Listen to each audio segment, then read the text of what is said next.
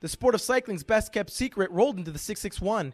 Fans from all over came out to see their favorite cyclists compete in the fastest-growing tour on Earth.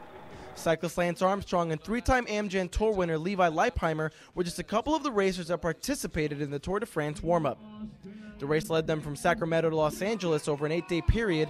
Being from California, Levi says it's one of his favorite races. Well, this is my home state, and I love this state. You know, I live in Santa Rosa, and I just think it's a great race. I really do.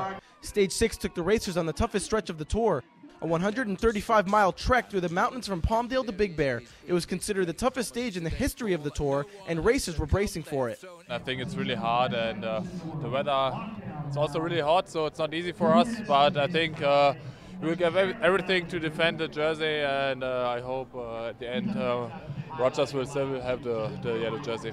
But days before the race, former Tour de France winner and disgraced cyclist Floyd Landis admitted doping use and accused Lance Armstrong and Levi Leipheimer of doing the same thing. I mean, I'm blown away by it. I can't believe it. And you know, he said we were teammates.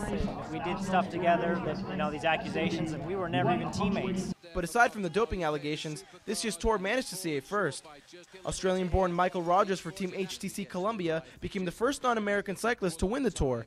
Three-time champion Levi Leipheimer finished third overall in the standings. Peter Sagan managed to win the day's yellow jersey, but finished 8th overall. In the shadow of Sagan, and I think he pushes the yellow jersey into third place, but he gets